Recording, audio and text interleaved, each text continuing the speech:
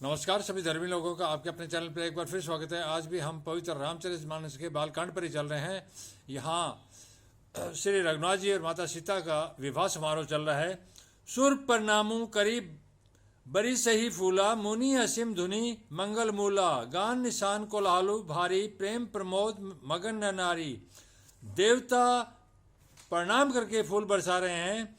मंगलों की मूल मुनियों के आशीर्वाद की ध्वनि हो रही है। जो मंगलों के मूल है अर्थात जिन्होंने तप किया है, उन मुनियों की आशीर्वाद की ध्वनि ये मूल है। आज भी और कल भी और आने वाले कभी भी जो जिसने तप किया हो वो आशीर्वाद रूपी जो वचन कहता है वही सब कुछ मंगल कार्य के लिए प्रयुक्त होता है।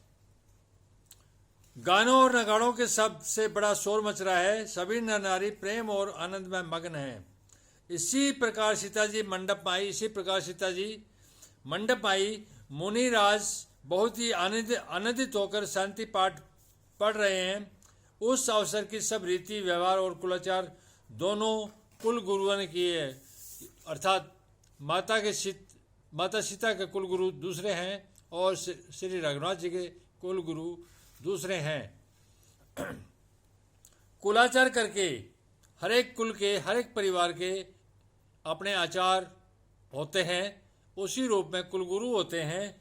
कुलाचार करके गुरुजी प्रसन्न होकर गौरी जी गणेश जी और ब्राह्मणों की पूजा करा रहे हैं अथवा ब्राह्मणों के द्वारा गौरी और गणेश की पूजा करवा रहे हैं। देवता प्रकट होकर पूजा ग्रहण करते। देखिए रघुनाथ जी की शादी में देवता खुद पूजा से प्रकट हो रहे हैं और पूजा ग्रहण कर रहे हैं, आशीर्वाद देते हैं और अत्यंत सुख पा रहे हैं और प्रत्यक्ष रूप से सामने आकर आशीर्वाद दे रहे हैं और अत्यंत सुख पा रहे हैं। मधुपर्क आदि जिस किसी भी मांगलिक पदार्थ की मुनि जिस समय भी मन में चाह मात्र करते हैं, सेवकगण उसी समय सोने की परातों में और कलशों में भरकर उन पदार्थों के लिए तैयार रहते हैं। स्वयं सूर्यदेव प्रेम सहित अपने कुल की सब रीतियां बता देते हैं। अर्थात सूर्यदेव अपने कुल की स्वयं अपने मुंह से प्रकट होकर रीतियां बता रहे हैं और वे सब आनंद आदरपूर्वक की जा रही है। वे सारी आदरपूर्वक की जा रही है।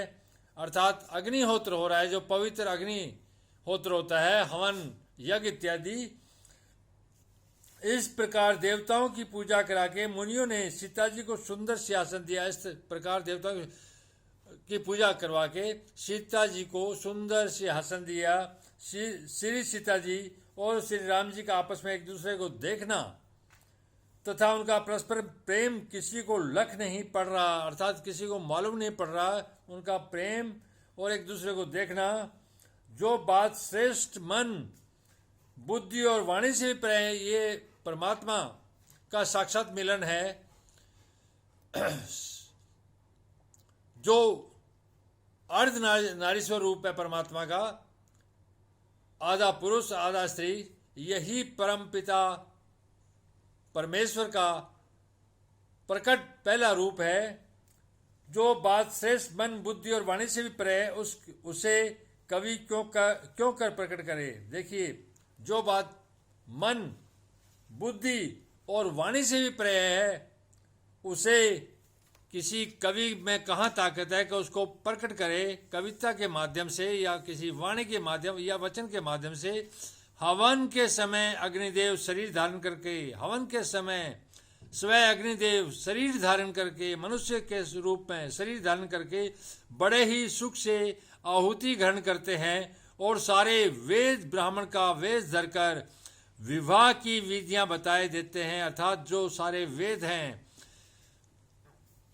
जो परमात्मा का ज्ञान है, वह स्वयं मनुष्य रूप में प्रकट होकर विवाह की विधियां रघुनाथ जी के विवाह में बता रहे हैं। जनक जी की जगती खीरा पटरानी और सीता जी की माता का बखान तो हो ही कैसे सकता है। सुयश सुकृत पुण्य सुख और सुंदरता सबको बटोरकर विधाता ने उन्हें संवार कर तैयार किया है। समय जानकर श्रेष्ठ मुनियों ने उनको बुलवाया। यह सुनते ही स्वागिन स्त्रियां उन्हें आदरपूर्वक ले आई।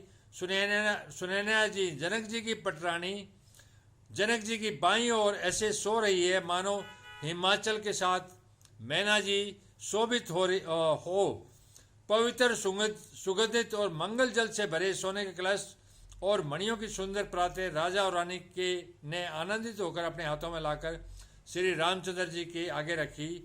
मुनि मंगलवाणी से वेद पढ़ रहे हैं। शुभ अवसर जानकर आकाश से फूलों की झड़ी लगी, अर्थात आकाश में जितने भी देवता थे उन्होंने फूलों की बौछार पर बौछार कर दी। दूल्हे को देखकर राजा रानी प्रेम मग्न हो गए और उनके पवित्र चरणों को पखारने लगे। वे श्री राम जी के चरण कमलों को पखारने लगे, अर्थात उनको देखने लगे।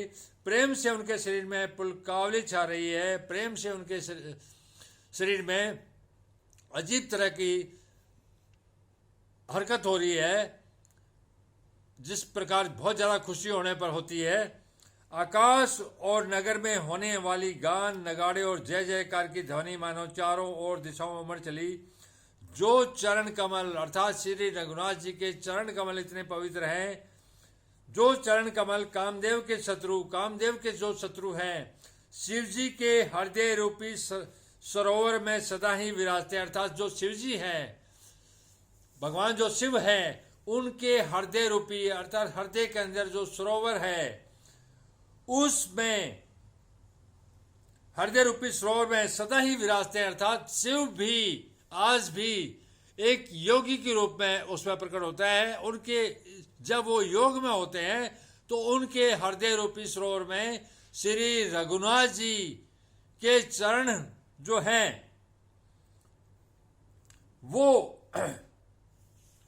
वो चरण ही विराजते हैं, जिनका एक बार भी स्मरण करने से मन में निर्मलता आ जाती, जिनका एक बार भी स्मरण करने से मन में निर्मलता आ जाती है, अर्थात पवित्रता आ जाती है। रघुनाथ जी का एक बार भी अगर कोई स्मरण कर लेता है तो वो मनुष्य मन सहित शरीर सहित निर्मल और पवित्र हो जाता है और कलयुग के सारे पाप भाग जाते हैं। इससे सारे कलयुग के जितने भी पाप हैं सारे भाग जाते हैं और वो आपको पवित्र कर जाते हैं।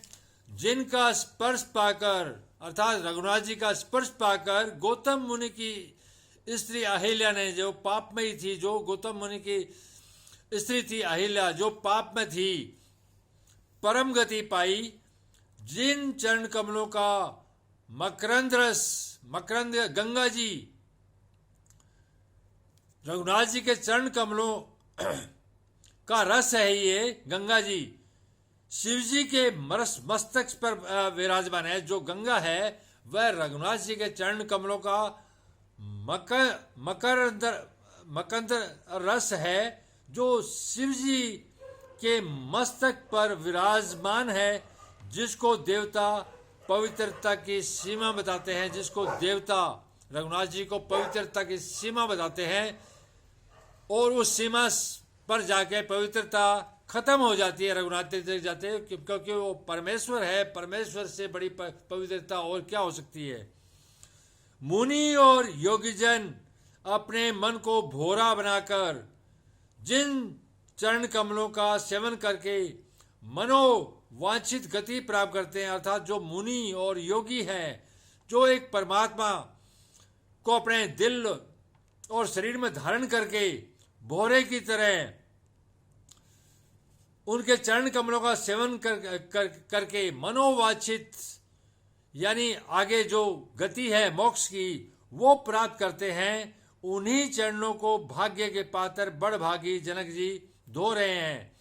उन्हीं के चरणों को भाग्य के पात्र बड़भागी जनक जी धो रहे हैं, क्योंकि जनक जी के श्री रघुनाथ जी जवाई हैं। यह देखकर सब जय जयकार कर रहे हैं। धन्यवाद। शुभरात्रि। कल फिर मिलेंगे। आप इसी प्रकार अपने इस चैनल पर बने रहिए। मैं आपको एक परमात्मा जो कि एक ही है, जो एक परमात्मा को दो में देखता है वो अंधा है, के ज्ञान मार्ग पर लेके चल रहा हूँ। बिना ज्ञान के परमात्मा का मार्ग हम नहीं ढूंढ सकते। संसार में अज्ञान का अंधेरा है, इसको ज्ञान की रोशनी से ही हम पार करके मोक्ष प्राप्त कर सकते हैं, अन्यथा कभी नहीं। धन्यवाद। शुभरात्रि। कल फिर मिलेंगे।